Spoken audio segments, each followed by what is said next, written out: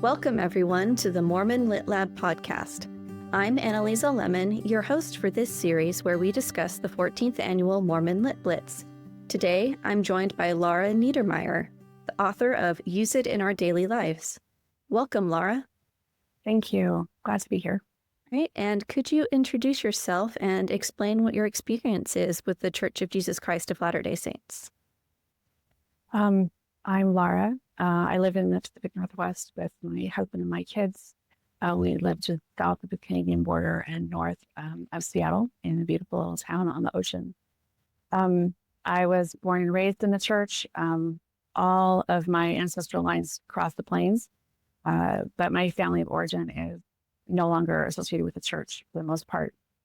I had a witness of the truthfulness of the gospel when I was baptized at 8, and that has kept me holding on, even though it has not always been an easy road, as I think it is for most people, whether you're born, in or out of the church. But I keep walking and walking and walking.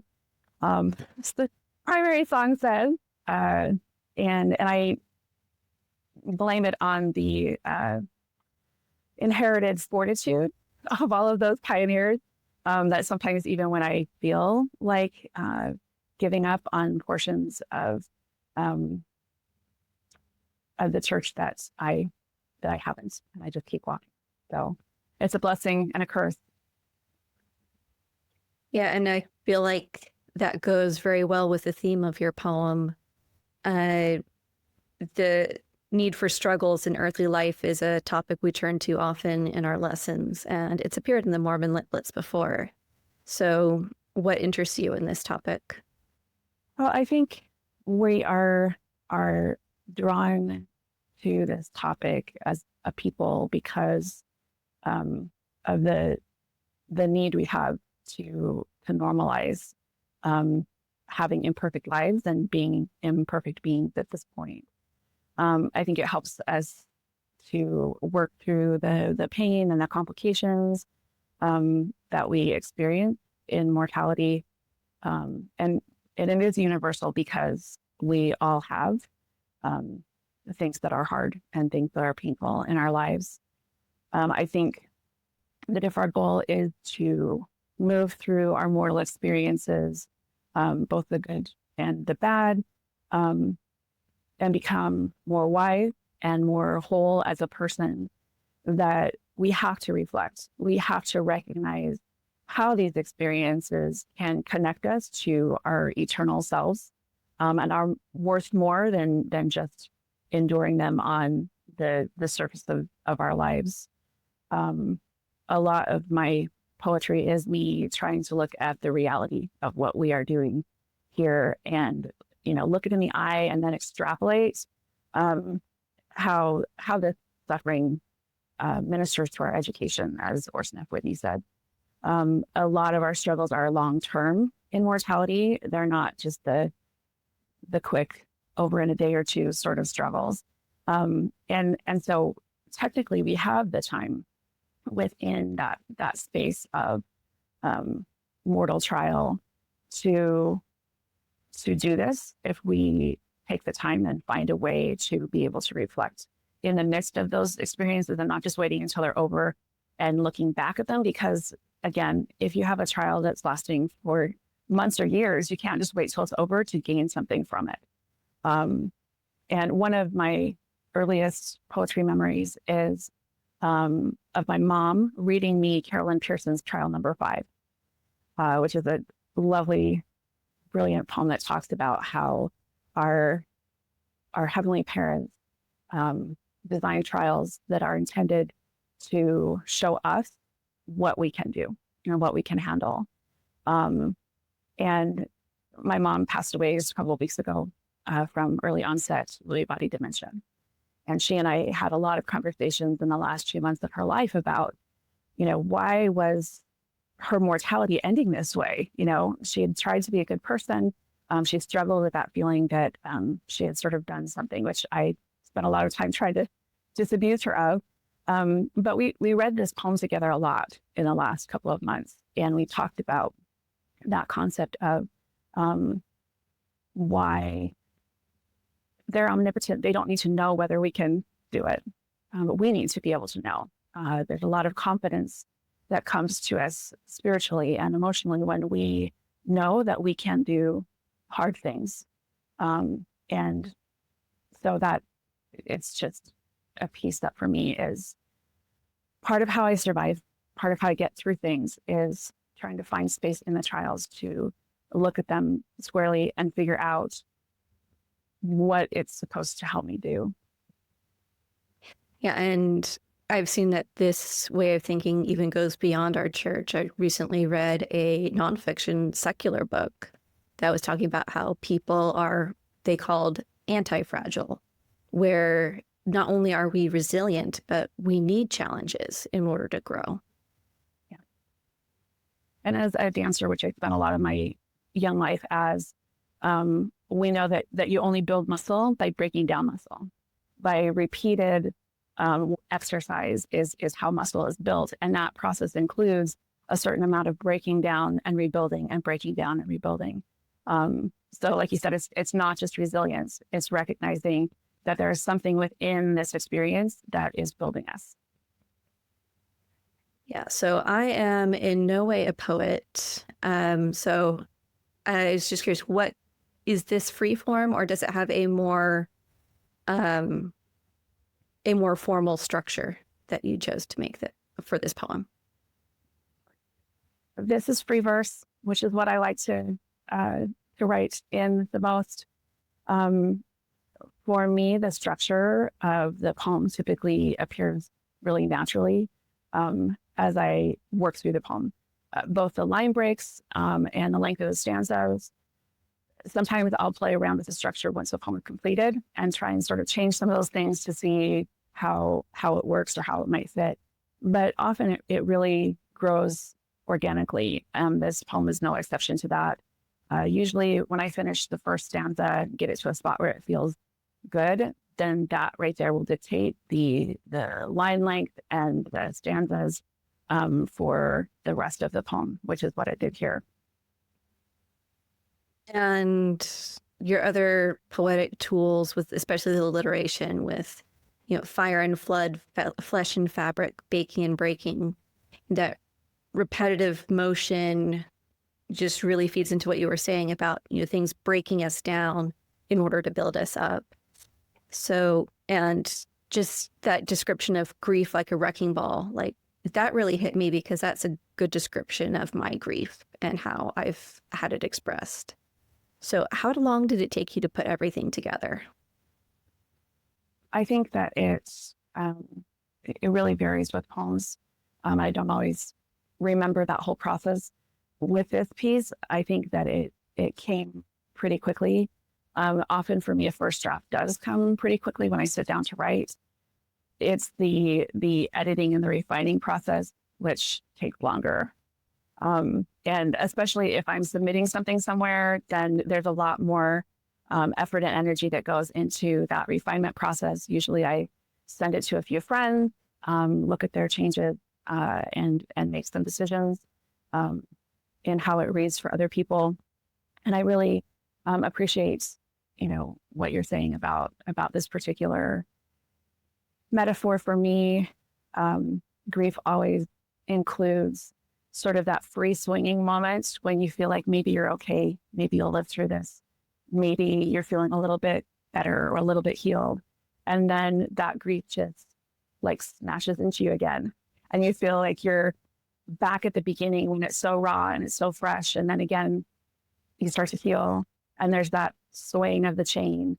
And so for me, that is also a very apt description for me in my life of how grief comes and goes.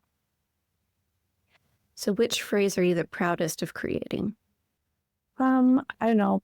Proud is kind of a funny word for me, I guess, but I think that the second stanza is my favorite. Just that real reminder that eternal existence will be comprised of both body and spirit. which means that everything we have to feel on everything on both a temporal and a spiritual level in order for us to change it. We can't just think about it. We can't just experience the hardship physically. There has to be part of both. And so we must be earth and bone, creation and repetitive motion, as if the architecture of musculature could be made any other way, which again goes back to what we talked about earlier in terms of how muscle is made. And I think both spiritually and physically, that's the case. And so I feel like that really encapsulates the idea for me in that piece there. Is there anything else you would like to say about this poem? Titles are always difficult for me. Same. So the title of this piece, I felt like how many opening prayers and how many meetings have we listened to where that phrase, that we'll be able to, use it in our daily lives. I think that is a huge lesson that I've learned in the last season of difficulty for myself, that it can be a throwaway phrase so often, I think, in our prayers and our meetings. And at the same time, if we don't figure out how to use the trials and the suffering and the pain as part of our education, if we don't figure out really how to use that in our daily lives, it doesn't do us any good. We're just suffering without recognizing that there's a piece that will make a big difference to us in there. And I really appreciate the idea that our Heavenly Parents have a plan. And if this kind of struggle and this kind of suffering is a part of that plan, there has to be a reason for it because they love us. And it wouldn't be part of the plan if there wasn't something really useful in that. And I thought also a lot about how within the idea of mortality as a test or a trial of some kind, what is it for? Well, if we're supposed to become gods and goddesses, I'm not ready. I should not be put in charge of a planet at this point in my existence.